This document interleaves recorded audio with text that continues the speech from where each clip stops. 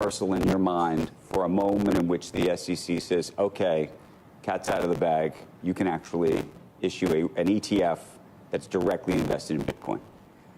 Well, it certainly is a dress rehearsal. We think there's a place. I think these strategies will be more probably institutionally focused, and I think the spot coin Bitcoin ETF will be perhaps more retail focused. Is that something you want to do eventually? A spot Bitcoin? Yes. Yes. What's interesting about it is, if you look at the pecking order, our filing is next in line. No, I know you're on the list. So yes. the question. So let me ask you about that, because I think the question is actually at $36,000. Do you think that the move that we've seen in Bitcoin over the last, I don't know, 2 months now, how much of that is a function of sort of a pent-up demand or an anticipation that the SEC, because folks like BlackRock and Fidelity and you and others have made these applications, have this sense that it's more likely to happen now than it was a year or two ago? Yeah. And is that misguided? Is that realistic? What is that? I think what has happened, the change, is that the SEC actually asked us questions. And I think that, well, what can I say? Immigration is going to be maybe the issue. It's going to be a very key issue in this year, which is an election year, right, as we all know. I think that immigration, we asked the Secretary of Labor, totally ducked the question. Immigration is a major reason why inflation is cooled, because I know that you want people to have the correct documentation, but you don't have that unemployment. I mean, you don't have the problem trying to find workers for jobs that nobody wants, or typically nobody wants. Jim, by the way, that is way too hot to even talk about. It's so third rail. Listen, the more we can stay away from it, I'm very thankful for so many reasons that I'm a financial journalist.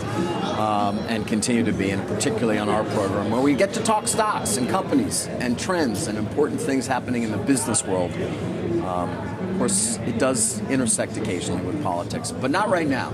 Right now, I want to talk Apple, because the stock is down 2.3%. We didn't really talk about this Barclays downgrade, so let's do that now, Jim. Let me give people a quick read on what they're thinking. It's an underweight now at Barclays. You don't typically see that, which is one reason why we may mention it. Also, it is having a bit of an impact on those shares. You know, they simply believe that they're picking up weakness on iPhone volumes and mix, as well as a lack of what they say is a bounce back in Macs, iPads, and wearables. Biggest takeaway from their latest checks is incrementally worse iPhone 15 data points out of China, together with developing markets remaining soft. Now, you know, they do go on to have a PE multiple of 25. It's actually 29. And that is times their fiscal year. They're saying they're maintaining their price target derives from the PE multiple of 25 times their fiscal year 24 estimate. They have a price target that is below the current price. 160 is where Barclays. Well, look, the stock was up. We keep hearing that they didn't do that well versus Mag 7. A lot of people I got a criticism from one of our club members saying, you like Apple and it hasn't done anything. Well, 48% is a lot. How can anybody complain about a year like that? Yeah, it was not one of the best performers of the Mag 7. Right. But it was still one of the best performers, period. But look, I think when I read that, the price target leaves me cold. But I do know. Look, there's no reason to think that it's going to be that much different from Nike, which had slowing in it. I mean, I know one's tech and one is athleisure, so to speak. But, these are it's a love stock now. Yeah. And it's got that high multiple like Nike, and Nike didn't deliver the numbers, and the stock got hit. And I think that Apple has the expectations are high. The notion that service revenue won't do more than 10%, that's going to be challenged because service revenue is going to be very strong. But, we're all used to Apple having a low multiple based on the fact that there's no handset revolution. But you are famous for saying, own it, don't trade it. Well, is that another one of these moments? I mean, though it's a part of the Mag 7, or is it one that you would trim? Every Mag 7. Okay, you are. You could say, well, wait a second. You say, own it, don't sell it. I have to trim everything. And I have to trim everything because at a certain point, I cannot be a hog. because bulls make money, bears make money, and hogs get slaughtered. And it's what I've been taught from 1982, and I can't go away. It's 41 years of saying to myself, I don't care how great it is. Right. There's got to be some discipline. And people may say, you know what, Jim, your discipline is full of it. You're a trader. I own this stock from, I don't know, when my daughter was in elementary school. Enough already. So you make a little trim. I mean, if that's so bad, then, count me out. What kind of business are we in that I can just sit here and just say... By the way, what is a trim? Is a trim 10% of your position? 20? Yeah, What is smaller, that? Smaller. Even smaller? Yeah.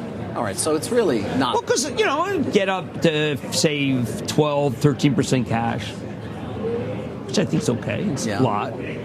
I don't think that we're done. Today is not a significant day. I think there's going to be other days this week, but that'll be good. But one of the things, and next week, but I have these strictures which just say I can't touch any stock if I mention it. So I had to get that out this morning before we do.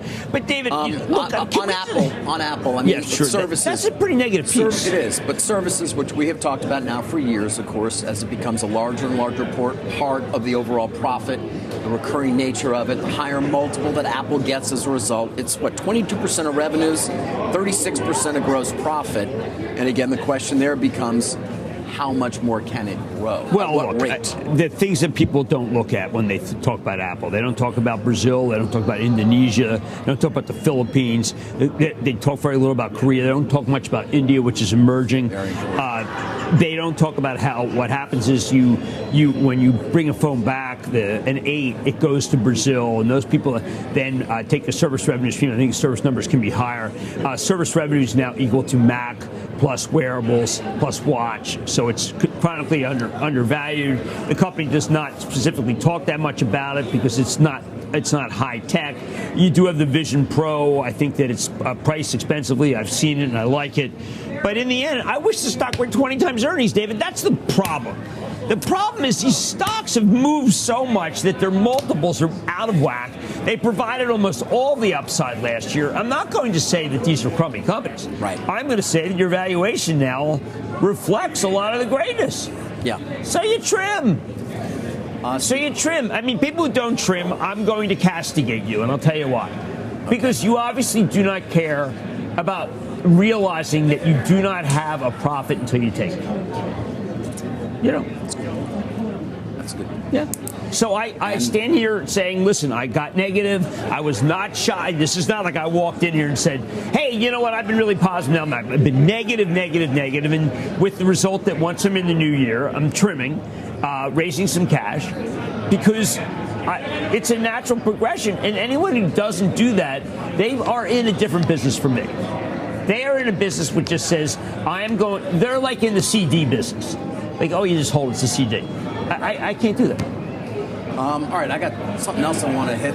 We talked Tesla. We briefly hit Rivian, but I did notice that stock, which tends to be volatile around news. Rivian is down about 8.5%. Let me give you the numbers. There are full year. They produced 57,232 vehicles. They delivered 50,122. They say that it did exceed